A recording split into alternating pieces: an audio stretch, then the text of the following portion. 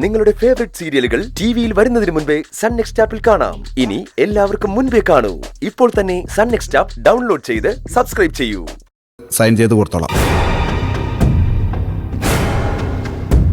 ഇത് ഞാൻ ജോലി ചെയ്തുണ്ടാക്കിയ പണമാണ് അച്ഛാ.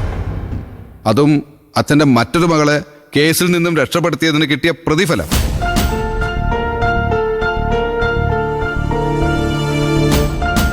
ഇത് അച്ഛൻ വാങ്ങണം. ഒപ്പം ചീരുവിൻ്റെ ഡെലിവറിക്ക് ചിലവാകുന്ന പണവും ഞാൻ തന്നെ കെട്ടാൻ എന്നെ അനുവദിക്കുകയും വേണം. ശരി, വേറെ എന്തെങ്കിലും ഡിമാൻഡ് ഉണ്ടോ? ഉണ്ടെങ്കിൽ അതും പറയാം. ഇനിയുള്ളത് ഡിമാൻഡ് അല്ല അച്ഛൻ, റിക്വസ്റ്റാ. ഇനി ഒരിക്കലും ഞാൻ ചീരുവിനെയും മക്കളെയും വേദനിപ്പിക്കില്ല. എൻ്റെ ഇതുവരെയുള്ള എല്ലാ തെറ്റുകളും ക്ഷമിച്ച് അച്ഛൻ അവരെ എനിക്ക് തിരിച്ചു തരണം.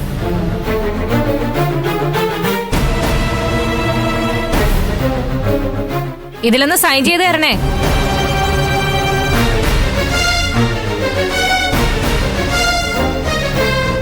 നീ ആദ്യം പറഞ്ഞ ഡിമാൻഡുകളൊക്കെ ഞാൻ അംഗീകരിച്ചു. വിനയ,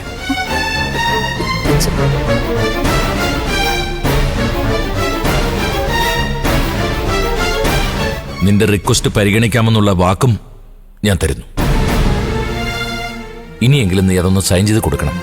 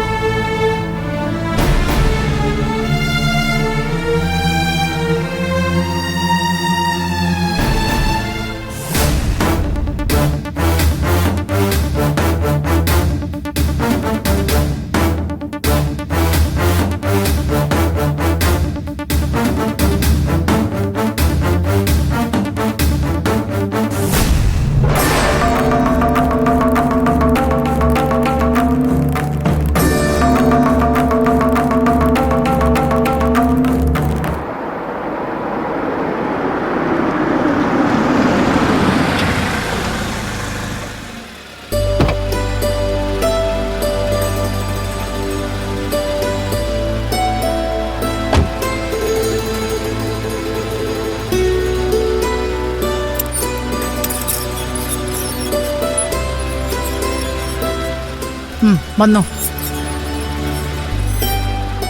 അകത്തോട്ടെടുത്തോ.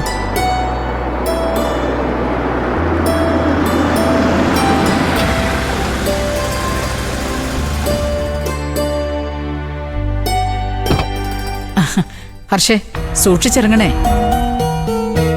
ആരാമേ? ഹർഷേ സോനെ, നീ ഒന്ന് വന്ന് ഹർഷയെ പിടിക്കേ. വേണ്ട, ഞാൻ ഇറങ്ങിക്കൊള്ളാം. ഇതെന്താമേ, വയ്യാത്ത ചേച്ചി കൊണ്ട് അമ്മ എന്തിനാ ഇങ്ങോട്ട് വന്ന? ഹർഷയ്ക്ക് ഇപ്പൊ അങ്ങനെ വയ്യായികൊന്നും ഇല്ല സോനെ.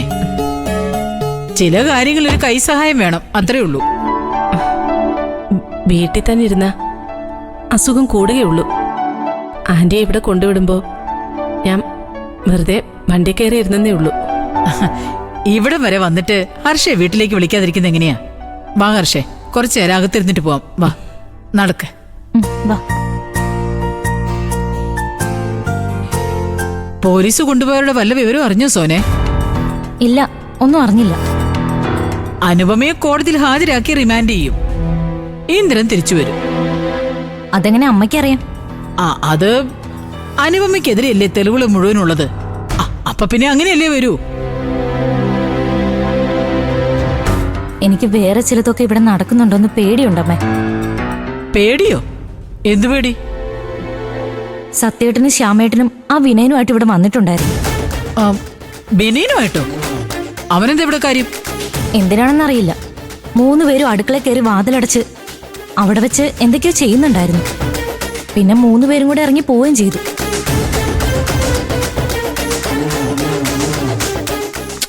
അല്ലെങ്കിൽ തന്നെ വെനീനെ കൊണ്ട് എന്ത് ചെയ്യിക്കാനാ? അവൻ വേറെ എന്തെങ്കിലും കാര്യത്തിന് വന്നാവും. നീ വാ ഹർഷേ.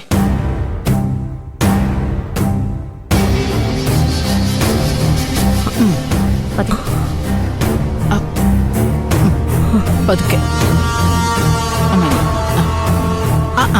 പ്രതിഭേ, നിനക്ക് ആളെ മനസ്സിലായോ? ഹർഷയാ. ഹർഷ നിന്നെ കാണാൻ വന്നതാ.